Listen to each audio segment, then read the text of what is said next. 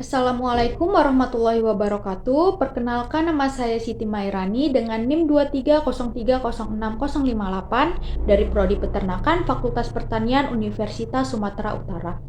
Nah, pada video kali ini saya akan menjelaskan tentang metabolisme lipid pada ruminansia yang terkait dengan proses yang pertama ada lipolisis, lalu biohidrogenasi, dan sintesis asam lemak oleh mikroba rumen.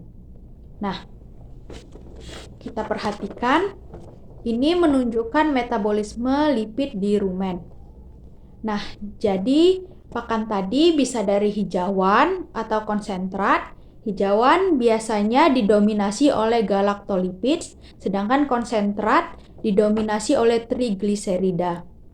Nah, setelah masuk ke dalam rumen, terjadi proses hidrolisis.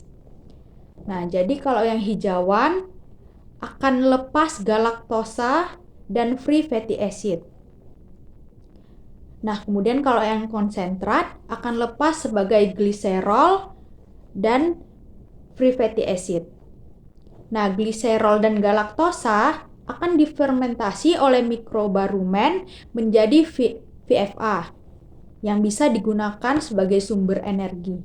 Nah, sedangkan free fatty acid yang sifatnya unsaturated atau tak jenuh akan dijenuhkan menjadi saturated fatty acid menjadi C18.0 dan C16.0.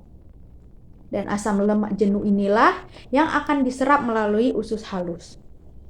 Itulah yang menyebabkan mengapa daging ruminan didominasi oleh asam lemak jenuh.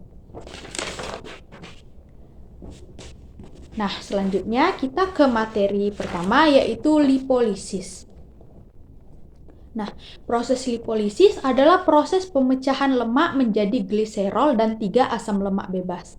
Jadi, lemak yang dikonsumsi atau yang ada di dalam pakan, baik dari hijauan maupun konsentrat, setelah masuk ke dalam rumen akan mengalami proses lipolisis yang dilakukan oleh bakteri Aneovibrio lipolytica dan juga protozoa Entodymium caudatum.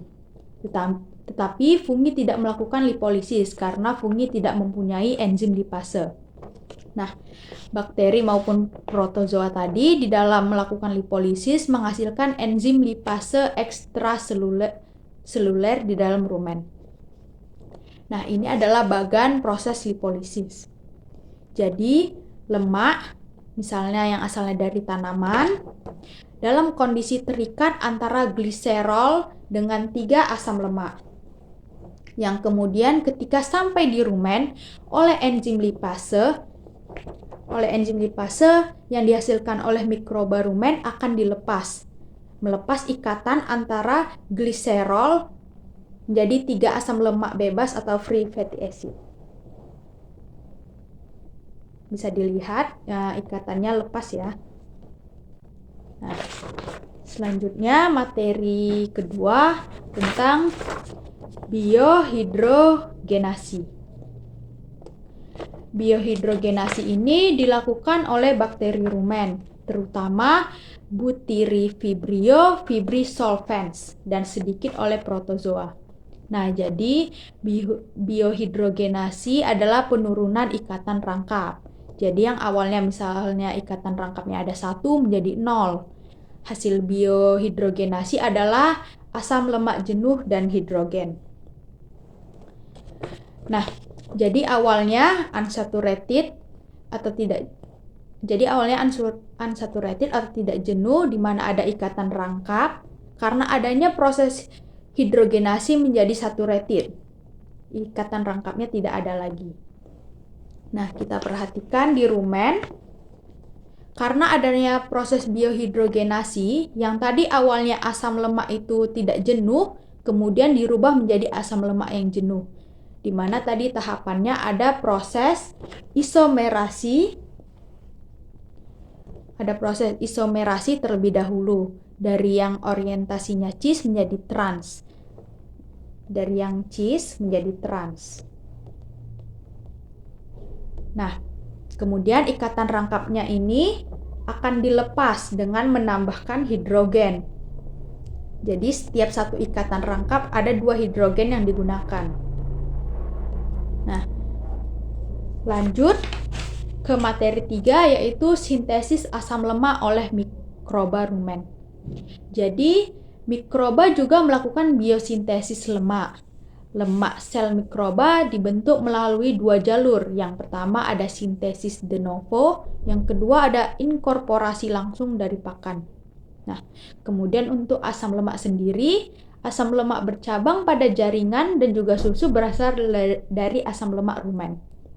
Nah, asam lemak ini dibuat dengan elongasi prekursor yang berasal dari metabolisme asam amino bercabang. Kemudian, media juga perlu ditambah asam lemak bercabang dan juga lurus yang diinkorporasi menjadi asam lemak rantai panjang dan juga aldehid.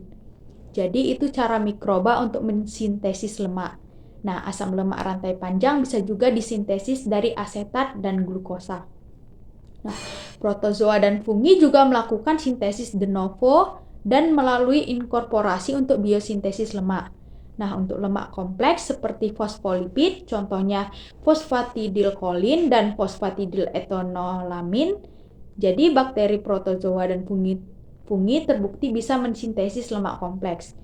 Dibentuk dari VFA lurus yang diperpanjang dan diinkorporasi dengan fosfolipid. Jadi mikroba ini bisa mensintesis lemak dalam arti trigliserida, bisa juga mensintesis lemak kompleks. Nah, itu dia semua penjelasan dari saya. Saya minta maaf jika ada penjelasan yang kurang jelas atau kurang sesuai. Terima kasih sudah menyimak video ini sampai selesai. Akhir kata saya ucapkan Assalamualaikum warahmatullahi wabarakatuh.